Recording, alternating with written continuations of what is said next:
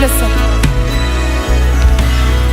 Je veux exprimer mon désir, celui de t'adorer, mon roi.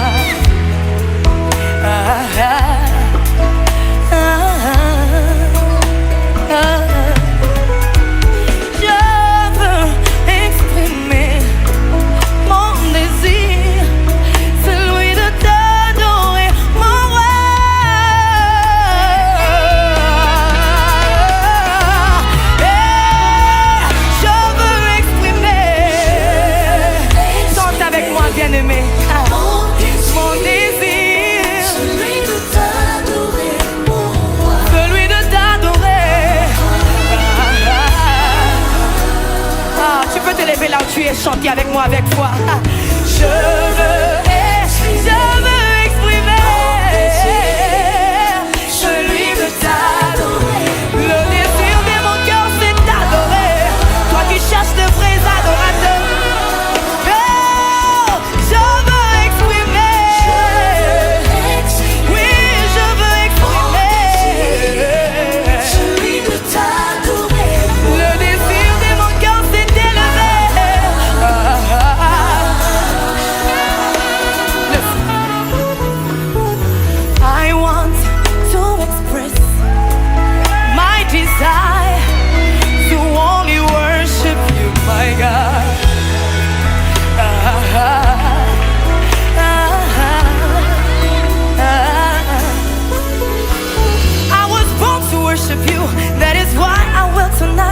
Worship you, because it's what I was created to do, to worship you.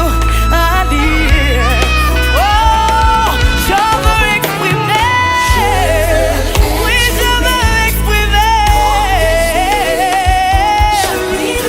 Alléluia, le désir de mon cœur. Oh oui, je veux exprimer.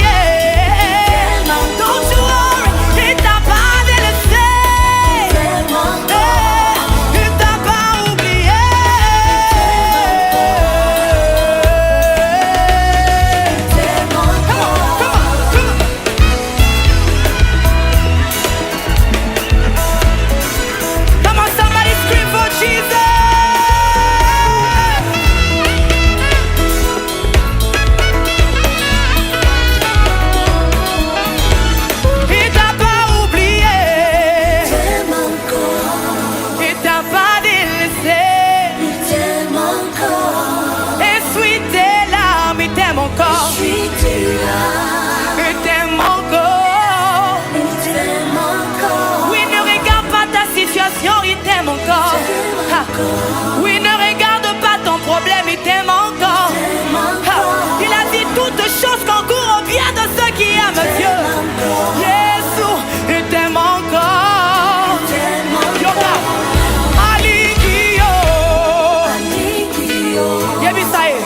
alingio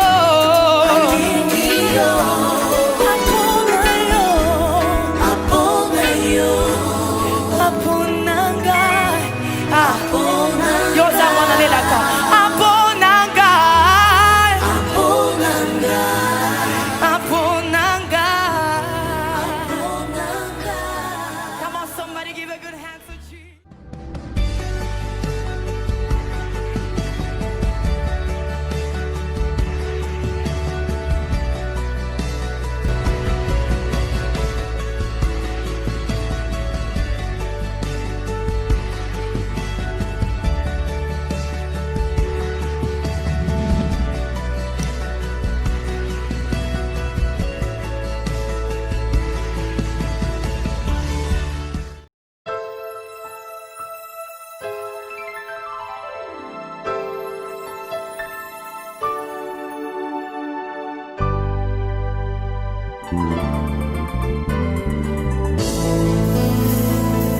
Gloire à toi, Éternel des armées.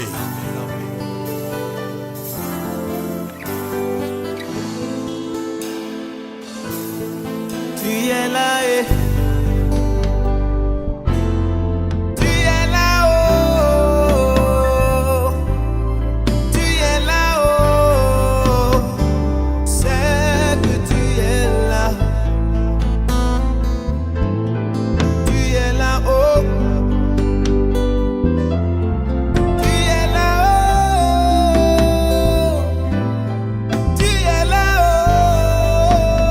Je sais que tu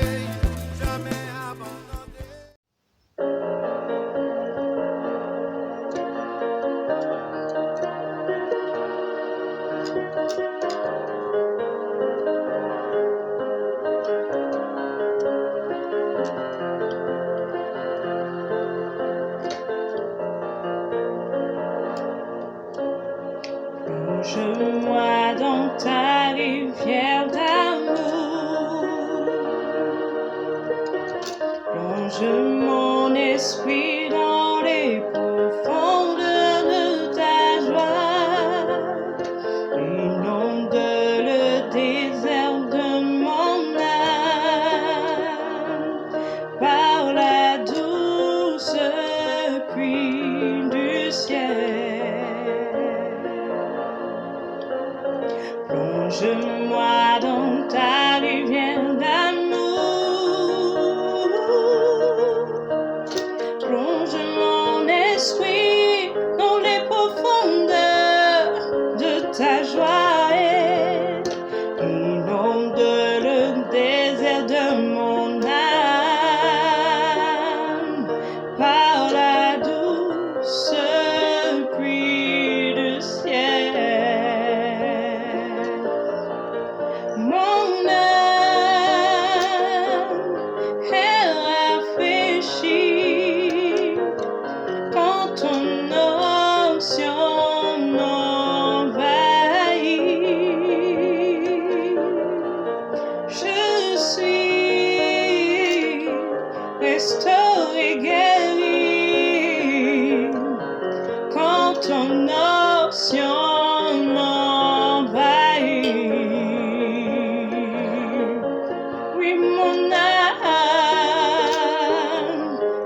rafraîchi quand ton onction m'envahit. Je suis restauré, guéri quand ton onction m'envahit. Plonge-moi dans ta rivière d'amour,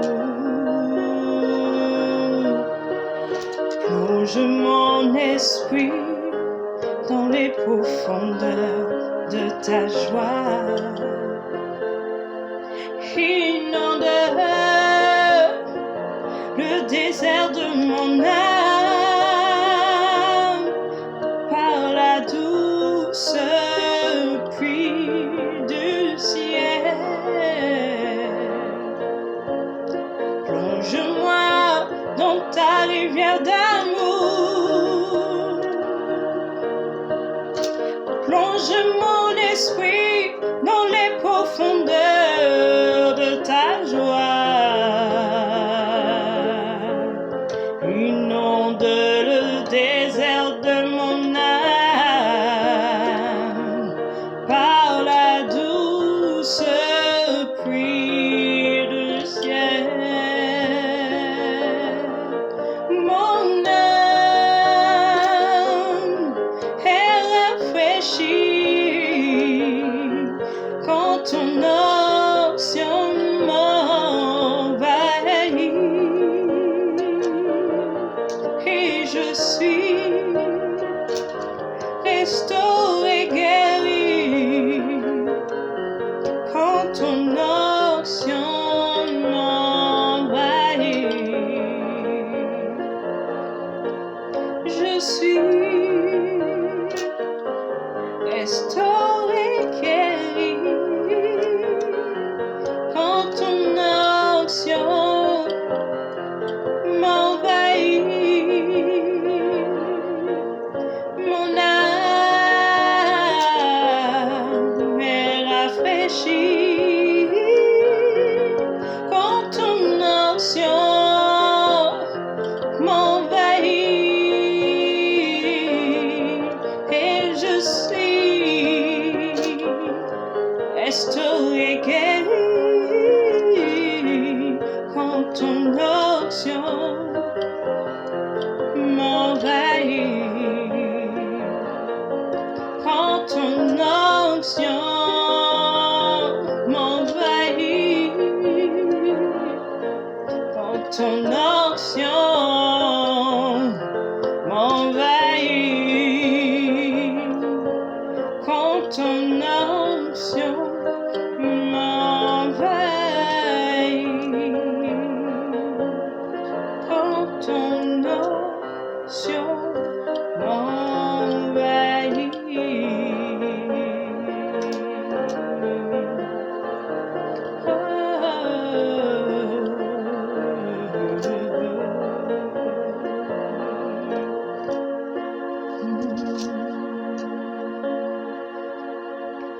tes paroles pleines de charme bouillonnent tout en moi. Pour moi, je dis mon œuvre est pour toi. Que ma langue, telle la plume d'un habile écrivain, sous ta main, t'adore, oh Dieu souverain. Tu es le plus beau de tous les fils de l'homme. Oui, Dieu t'a béni pour toujours. Et la grâce qui coule de tes lèvres est un baume de vie et un baume d'amour, un baume de vie et un baume d'amour. Tes parfums se répandent dans tout ton palais, mon bien-aimé, et mon âme est enivrée. Tu me combles et ton amour vaut mieux que le vin, le meilleur des vins. Oui, ta tendresse m'étreint. Tu es le plus beau de tous les fils de l'homme. Oui, Dieu t'a béni pour toujours. Et la grâce qui coule de tes lèvres est un baume de vie et un baume d'amour, un baume de vie et un baume d'amour, un baume de vie et un baume d'amour, un baume de vie et un baume d'amour.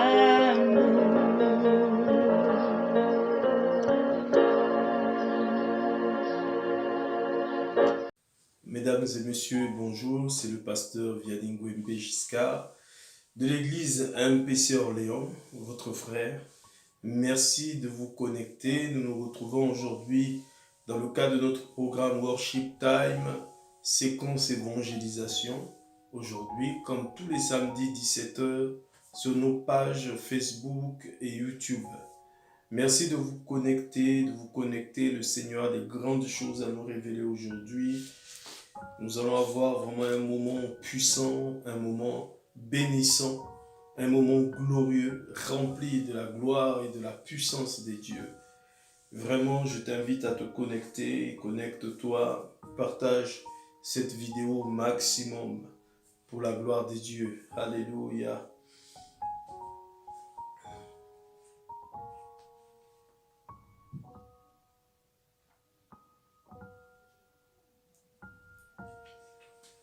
Voilà, connecte-toi. Merci à vous tous. Et je prie vraiment que tous ceux qui sont dans le live reçoivent, voilà, une bénédiction supplémentaire, une double portion de la bénédiction que Dieu a prévue pour tous ceux qui vont suivre ce live, dans le nom puissant de Jésus. Voilà, donc sans plus tarder, nous allons lire les Écritures dans le livre de Luc au chapitre 4, et nous allons commencer au verset 16. Il s'agit du Seigneur Jésus. Il se rendit à Nazareth, où il avait été élevé. Et selon sa coutume, il entra dans la synagogue le jour du sabbat. Il se leva pour faire la lecture. et on lui remit le livre du prophète Ésaïe. L'ayant déroulé, il trouva l'endroit où il était écrit « L'Esprit du Seigneur est sur moi, parce qu'il m'a oint pour annoncer une bonne nouvelle aux pauvres. Il m'a envoyé pour guérir ceux qui ont le cœur brisé, pour proclamer aux captifs la délivrance et aux aveugles le recouvrement de la vue, pour renvoyer libres les opprimés, pour publier une année de grâce du Seigneur. » Ensuite, il roula le livre, le remit au serviteur et s'assit. Tous ceux qui se trouvaient dans la synagogue avaient les regards fixés sur lui. Alors il commença à leur dire « Aujourd'hui, cette parole de l'Écriture que vous venez d'entendre est accomplie. » Verset 22. Et tous lui rendaient témoignage. Ils étaient étonnés des paroles de grâce qui sortaient de sa bouche. Et ils disaient, n'est-ce pas le fils de Joseph? Amen. Gloire à Dieu. Voilà comme j'aurais aimé vivre ce moment, mes amis. Imaginez Jésus de Nazareth, Jésus-Christ qui repart dans la ville qu'il a vu grandir. Nous savons qu'il est né à Bethléem, mais qu'il a grandi à Nazareth. Il repart dans la ville qu'il a vu grandir, où les gens le connaissaient. Il était connu, sa famille était connue, son père adoptif Joseph, il vivait, il travaillait, n'est-ce pas? Ses frères et ses sœurs, ils vivaient. Sa mère biologique, Marie, il vivait, n'est-ce pas? Il repart dans cette ville dans laquelle la Bible est très claire. Il avait ses habitudes, n'est-ce pas? Il avait ses habitudes dans cette ville. Et le jour du sabbat, selon les habitudes qu'il avait, il va rentrer dans la synagogue et ce jour-là, il devait interpréter le texte de la loi qui devait être lu. Il s'est avéré que le texte concerné est un passage prophétique qui parle du Messie, du Christos, la visitation divine de Dieu qui allait venir, c'est-à-dire que la personne de Dieu manifestée dans un corps d'homme qui allait venir pour visiter Israël. Et ça, c'était quelque chose qui était cher au cœur des Juifs, parce que les Juifs priaient pour attendre le Christos, le Messie. Ils espéraient donc à la venue de ce Messie-là.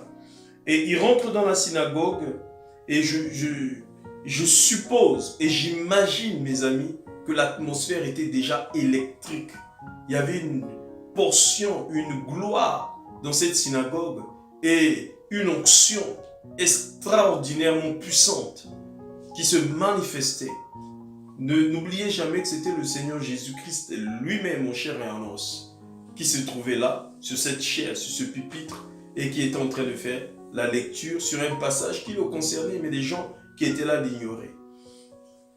Et le texte qu'il choisit de lire, qui tombe ce jour-là, dit « L'Esprit du Seigneur est sur moi parce qu'il m'a oint pour annoncer une bonne nouvelle aux pauvres. Il m'a envoyé pour guérir ceux qui ont le cœur brisé, pour proclamer aux captifs la délivrance et aux aveugles le recouvrement de la vue, pour renvoyer libres les opprimés, pour publier une année de grâce du Seigneur. » Waouh!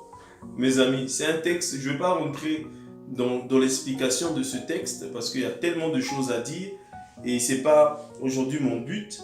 Mon but aujourd'hui, c'est nous interpeller sur la mission de Jésus. Jésus était conscient que la société dans laquelle il a évolué en tant qu'homme et les sociétés, les générations à venir allaient évoluer, étaient une société des personnes qui étaient blessées à l'intérieur d'eux. Et il a une mission, il est mandaté par le ciel, il a une mission divine. Et cette mission divine est venue, et c'est la délivrance de tous ceux qui sont sous l'esclavage du péché, l'esclavage du diable, l'esclavage de la maladie. Il est venu pour guérir les cœurs brisés, il est venu pour donner le recouvrement de la vue à ceux qui étaient aveugles. Les aveugles ici ne sont pas seulement à considérer un sens physique, mais aussi spirituel, parce que ils voient avec leurs yeux spirituels, mais ils n'arrivent pas à discerner le temps de la visitation divine. Donc, ils sont aveugles spirituellement. Il est venu pour ouvrir les yeux spirituels à ceux qui étaient aveugles. Il est venu guérir les blessures intérieures du cœur de tous ceux qui allaient croire en lui et annoncer une année de grâce, la dispensation de la grâce, durant laquelle tous ceux qui allaient se tourner vers Jésus-Christ, n'est-ce pas, allaient être sauvés, voir leurs péchés pardonnés, leur maladie être guérie et la porte du ciel leur être ouverte.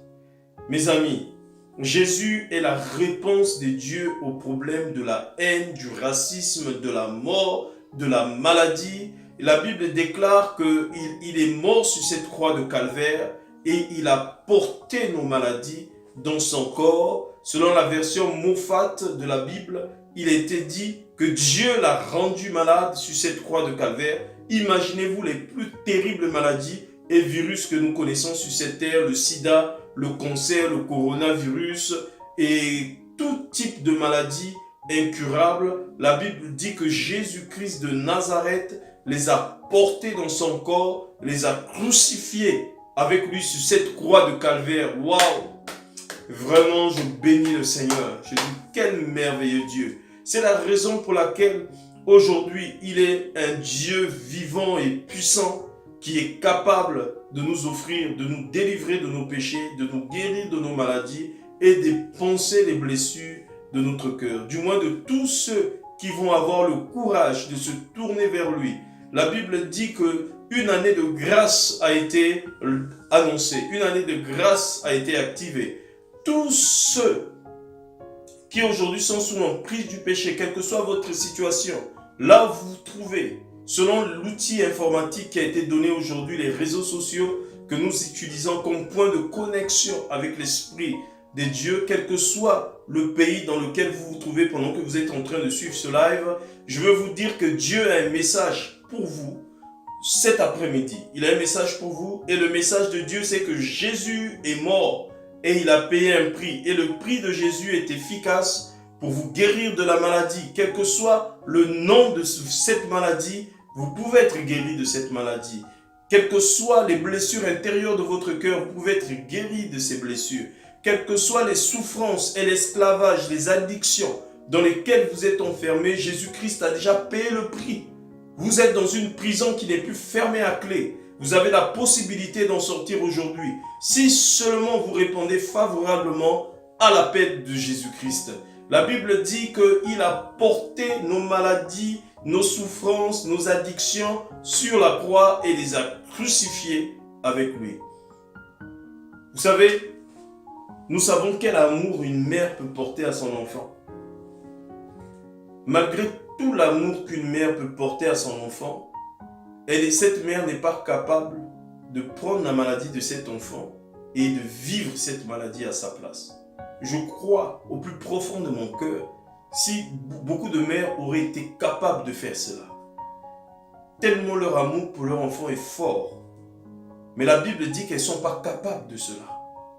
Aucun homme sur la terre des vivants, ni un père, ni un ami, aucun homme sur la terre des vivants n'est capable de prendre votre maladie et de vivre votre maladie à votre place, de mourir à votre place, de souffrir à votre place. Le seul qui a été capable de le faire s'appelle Jésus-Christ de Nazareth. Et c'est lui qui a lancé cet appel. Venez à moi, vous tous qui êtes fatigués et chargés, et je vous donnerai du repos. Peut-être que là où tu te trouves, tu es en souffrance.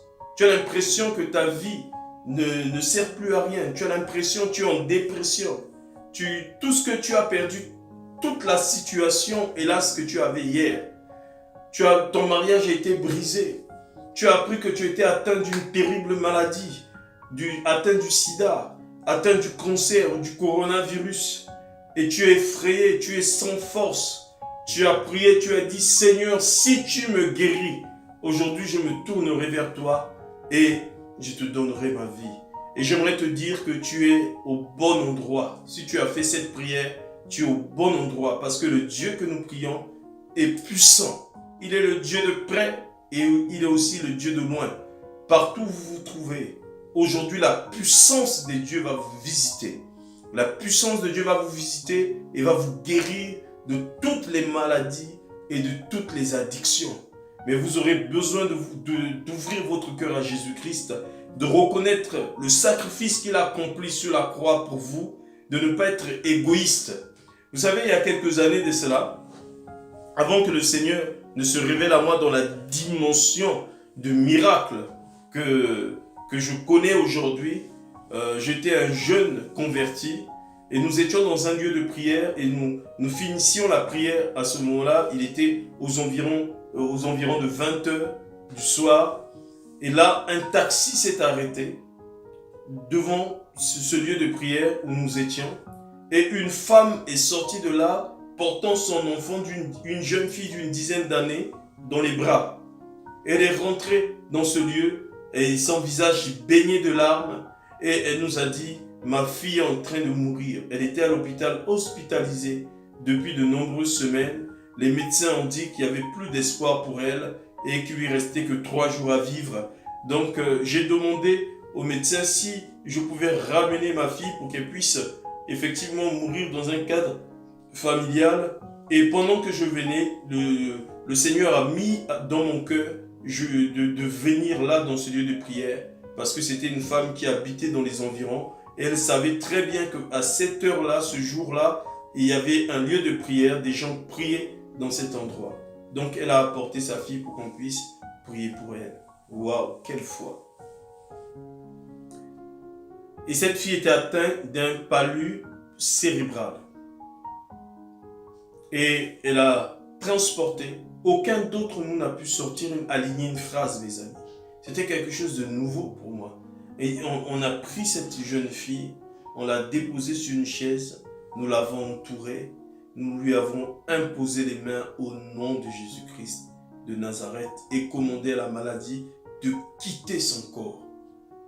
Mes amis, si je vous disais que j'ai senti une sorte d'électricité me traverser, ou des frissons, une sorte de chaleur, ou la gloire, ce serait faux.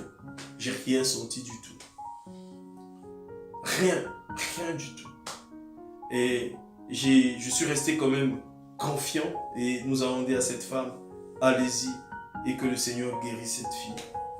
Et au bout de quelques jours, 3 jours après, l'enfant n'était toujours pas mort. 2 semaines après, l'enfant n'était toujours pas mort. Et bien au contraire, son état était en train de s'améliorer. Et au bout d'1 mois, cet enfant était totalement guéri. Waouh! Jésus est Seigneur. Jésus est la guérison. Il était totalement guéri. Nous croyons aux médecins, mes amis. Nous bénissons Dieu pour les médecins. Mais j'aimerais vous dire qu'au-delà des médecins, il y a le médecin des médecins qui s'appelle Yehoshua HaMashiach. Le Dieu d'Abraham, le Dieu d'Isaac et le Dieu de Jacob. Celui qui s'appelle Je suis. Celui qui est capable de présentifier votre vie. Celui qui est capable de rajouter à votre vie tout ce que le diable vous a volé. Et laissez-moi vous dire que la maladie est une altération de la volonté de Dieu. C'est la raison pour laquelle Jésus guérissait les malades. Dieu est contre la maladie. C'est la raison pour laquelle Jésus guérissait les malades. Et sur la terre des vivants, où nous sommes en train d'évoluer, il y a une grande armée de Satan qui s'appelle les démons de maladie. Et ces démons de maladie œuvrent dans le secret pour détruire la vie des hommes. C'est la raison pour laquelle nous avons besoin de la puissance d'en haut. Nous avons besoin de la puissance du Saint-Esprit. Ça a été d'ailleurs l'un des commandements du Seigneur, l'ordre qu'il a donné à ses disciples. Il a dit, allez par toutes les nations, apportez l'évangile, priez pour les malades et guérissez-les. Alléluia. Donc le Seigneur nous ordonne de guérir les malades parce que l'évangile ne consiste pas en paroles seulement, mais aussi en démonstration de puissance et d'onction. J'aimerais dire à quelqu'un aujourd'hui que ce n'est pas un homme qui guérit. Celui qui guérit s'appelle Jésus-Christ de Nazareth. Il faut simplement, nous ne sommes simplement que des canaux. Nous sommes un canal que Dieu va utiliser pour guérir les gens. Ne vous demandez pas comment je pourrais guérir une telle personne, comment je pourrais guérir une telle personne. Ce n'est pas toi qui guéris. Ce n'est pas nous qui guérissons, c'est Jésus. Nous devons avoir la foi et tout simplement faire ce que Dieu nous demande de faire et de prier pour les personnes. Il y a la part de l'homme et il y a la part de Dieu. Et c'est la part de Dieu de pouvoir guérir les gens. Pendant que je suis en train de vous parler, le Seigneur me révèle l'état d'une femme qui se trouve au Canada, qui est atteinte d'un cancer dans la ville de Montréal, qui est atteinte d'un cancer du sein sur son sein gauche. Ça fait à peu près 2 ans et demi que cette femme a pris ce diagnostic. Et cette femme a prié le Seigneur de pouvoir la guérir. Et j'envoie cette parole prophétique dans sa vie, au son de ma voix. Je prends autorité maintenant sur le démon de cancer qui trouble le sein de cette femme. Je le commande maintenant de sortir de son corps. Tu as ta main posée sur ton sein gauche. Au son de ma voix, l'esprit de cancer quitte ton corps et part dans les abîmes des ténèbres et ne reviendra plus jamais. Et je proclame que tu es totalement guéri au nom de Jésus-Christ. Je te couvre du sang de Jésus-Christ et je lui redonne toute la gloire. Je prie aussi pour un jeune homme que le Seigneur est en train de me montrer qui souffre d'une sorte de ce qu'on appelle un goitre. C'est-à-dire le mal est logé dans son cou. Son cou a tellement enflé, il y a ce qu'on appelle des nerfs cancérigènes dans son cou. Pendant que je veux parler, tu vas poser ta main sur ce goitre. Au nom de Jésus-Christ, je prends autorité sur ce démon de goitre, cette maladie. Au nom de Jésus, que ce goitre parte et quitte son corps maintenant. Le Seigneur me demande de prier aussi pour toutes les personnes qui ont des problèmes de règles douloureuses, toutes les femmes qui souffrent de ce mal. Vous allez prendre vos mains et les mettre au niveau de vos bas-ventres, comme point de contact. Je prie au nom de Jésus que la chaleur du Saint-Esprit couvre les bas-ventres de toutes ces femmes, quel que soit l'endroit où elles se trouvent, et les guérisse maintenant, dans le nom puissant de Jésus-Christ. J'aimerais continuer à prier pour des gens qui sont atteints de ce terrible virus, le sida. La volonté de Dieu, ce n'est pas que tu meurs du sida. Tu ne mourras pas de cette maladie au nom de Jésus-Christ. J'aimerais que tu prennes ta main droite et que tu poses sur ta tête. La Bible déclare, ils imposeront les mains aux malades et les malades seront guéris. Seigneur, que ces mains soient comme des points de contact, que ces mains deviennent tes mains et guérissent chaque malade là où il se trouve, quelle que soit la distance. Tu es le Dieu de près, tu es le Dieu de loin. J'envoie la puissance du Saint-Esprit pour guérir tous ces malades. Je chasse le démon appelé sida de la vie de ces personnes. Au nom de Jésus, au son de ma voix, ce démon part et ne revient plus. Et je proclame dans votre vie la guérison totale. Je vais prier aussi pour ceux qui ont des addictions. Addiction à l'alcool, addiction à la sexualité. Et ces addictions vous ont fait beaucoup de mal et vous ont appauvri. Vous allez prendre votre main et mettre sur votre cœur. Seigneur, merci de guérir toutes ces personnes. Pendant que je suis en train de prier au nom de Jésus-Christ, je vois dans mon esprit comme une fumée noire qui est en train de quitter le corps de chaque personne qui était esclave de ces addictions. Comme une fumée noire qui est en train de quitter votre corps. Ce démon en train de vous relâcher. Au nom de Jésus-Christ, je brise les chaînes. Maintenant, tu lâches ces corps. Au nom de Jésus-Christ, tu as été vaincu sur la croix il y a plus de 2020 ans de cela, sur le mont Golgotha, où le Seigneur Jésus-Christ a payé le prix pour la liberté de toutes ces personnes. Tu n'as plus le droit de les maintenir dans l'esclavage de l'alcool, dans l'esclavage de la sexualité débridée. C'est dans le nom de Jésus que j'ai prié et je dis Amen. J'aimerais aussi prier pour toutes les femmes qui sont stériles, qui n'arrivent pas à enfanter. Le Seigneur me montre dans mon esprit une femme qui, depuis qu'elle est mariée, n'arrive pas à donner d'enfant à son mari. et son mari commence à l'abandonner, à la délaisser. Elle est malheureuse. Elle a fait une prière à Dieu. Elle s'est souvenue de l'histoire de Anne. Elle a fait une prière à Dieu. Donne-moi un fils pour que je te le redonne. Tu vas prendre ta main droite, tu vas poser dans ton ventre, sur ton ventre. Seigneur, au nom de Jésus-Christ, je veux prier pour toutes les femmes stériles. Seigneur, je prie au nom de Jésus que la chaleur du Saint-Esprit puisse recouvrir leur ventre, leur sein, et que leur sein devienne fertile, devienne fécond. Dans le nom de Jésus, que cette année ne finisse pas, que ces femmes puissent connaître les joies de la maternité, dans le nom puissant de Jésus-Christ. J'aimerais aussi prier pour une personne qui ressent de fortes douleurs, de maux de tête. Vous êtes déjà allé voir des médecins à plusieurs reprises, vous vous shootez de médicaments le soir pour dormir, parce que vous avez de fortes douleurs dans votre esprit et des acouphènes à répétition, et vous n'arrivez pas à vous en sortir. Et cela vous a pourri la vie, cela a pourri la vie de votre foyer. Et j'aimerais que vous puissiez prendre votre main droite et poser sur votre tête. Le Seigneur Jésus-Christ, le Dieu de la guérison, le Maître de la guérison est là. Et que cette main posée sur vos têtes soit la main du Seigneur.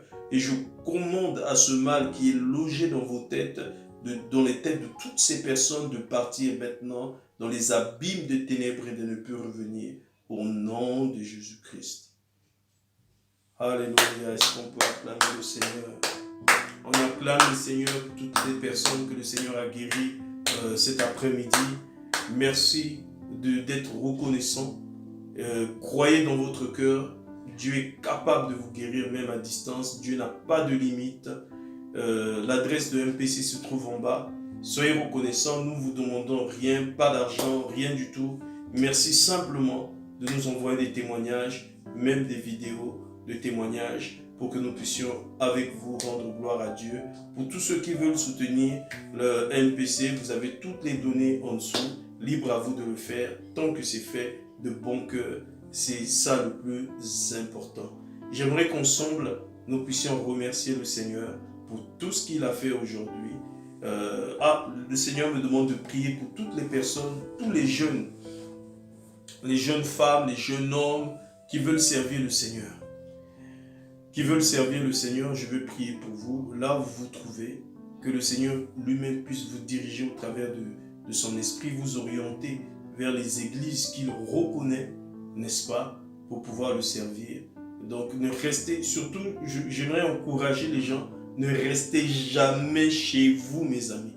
C'est une erreur que la plupart des chrétiens font. Vous ne pouvez pas servir Dieu en restant chez vous. Non, non, non, non. Lisez écoutez, moi je ne suis pas là pour discuter inutilement. Lisez la vie du Seigneur Jésus. Lisez la vie des disciples. Ils ne restaient pas chez eux, mes amis. Ils vivaient en communauté. Ils étaient dans les communautés, dans les assemblées. La Bible dit d'ailleurs, n'abandonnez pas vos assemblées. Est-ce que votre parole ou ce que vous pensez a autorité sur la parole de Dieu? Je ne le pense pas. Ne courons pas le risque de combattre Dieu en encourageant certaines personnes fragilisées, découragées des églises à rester chez eux. Priez plutôt que le Seigneur vous oriente vers les églises que lui-même il a bâties. N'est-ce pas? Il existe encore de nombreux serviteurs de Dieu qui sont fidèles et qui font l'œuvre de Dieu correctement. J'aimerais prier pour toutes ces personnes rétrogrades, découragées, au nom de Jésus-Christ. Levez les deux mains vers le ciel. Seigneur, tu es le Dieu de près, le Dieu de loin.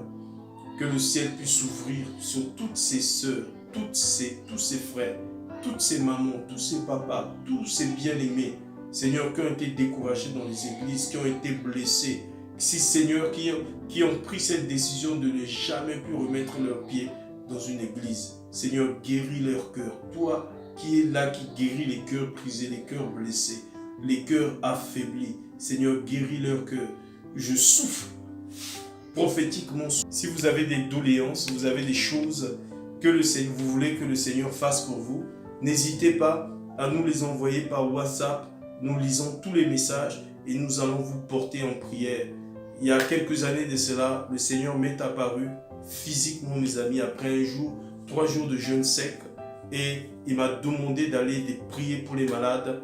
Et j'ai vu la main du Seigneur est en train de se manifester pour toutes les personnes pour qui nous avons prié. Donc j'aimerais dire à quelqu'un, Dieu guérit encore aujourd'hui. Donc on ne vous demande ni or ni argent, seulement votre confiance, d'ouvrir votre cœur et d'être réconcilié avec Dieu. C'était le pasteur Vianney Ngwembe Giscard de l'église MPC Orléans, votre frère. Soyez bénis.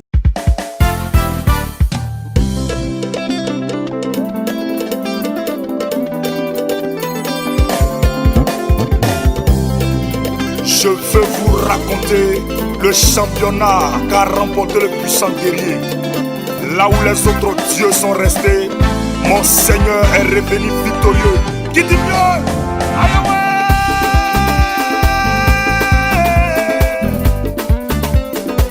Il est le véritable Dieu. Mon Dieu est le véritable Dieu. J'ai connu des dieux. Ils sont morts restés dans le tombeau. Ils ont parlé de Hitler. Hitler est mort, il est resté dans le tombeau. Ils ont parlé de Bouddha. Bouddha est mort, il est resté dans le tombeau. Ils ont aussi parlé de Baye. Baye a régné, lui aussi son temps est passé. Ils ont parlé de vis-à-vis. Vis-à-vis a régné. Passé. Oh, yeah. Oh, il y a quoi dedans vraiment?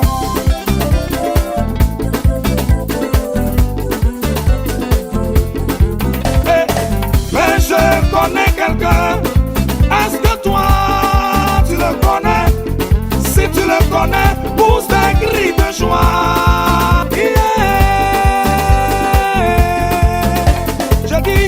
Si tu le connais, dis-moi comment il s'appelle.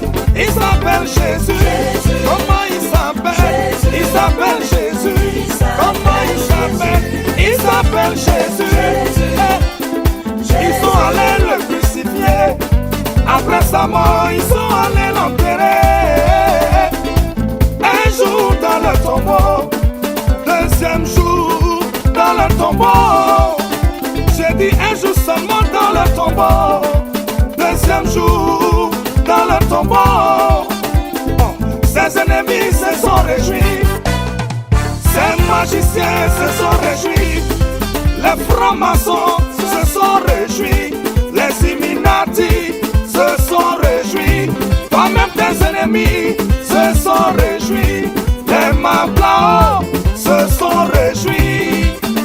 Où est-ce que t'as fini pour ton Jésus? Où est-ce que t'as fini pour mon Jésus? C'est qu'ils avaient oublié. S'il y a un temps pour pleurer, il y a un temps de joie, un temps de souffrance, un temps de gloire. Il est le véritable Dieu. Il est le véritable Dieu. Mon Dieu est le véritable Dieu. Adonai est le véritable Dieu.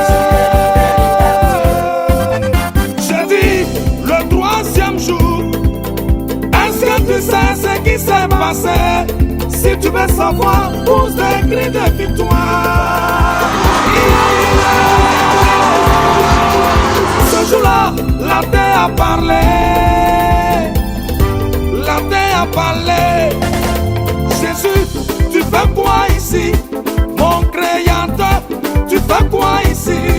El Shaddai, tu fais quoi ici? Jehovah Jireh, tu fais quoi ici? El Gibo, tu fais quoi ici? Moi la terre, je ne peux pas te garder.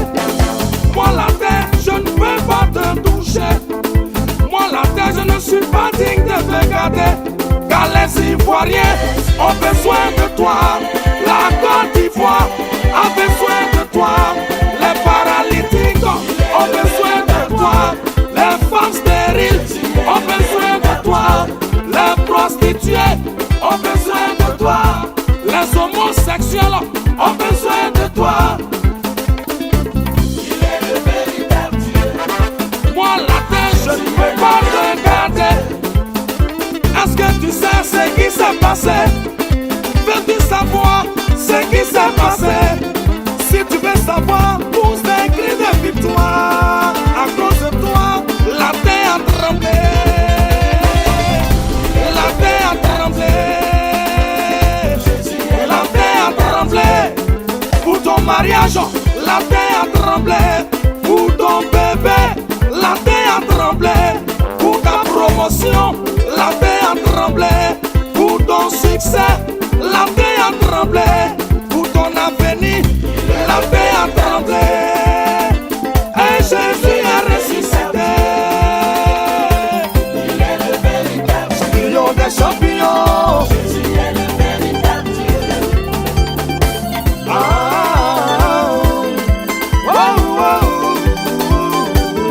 Il est le véritable Dieu.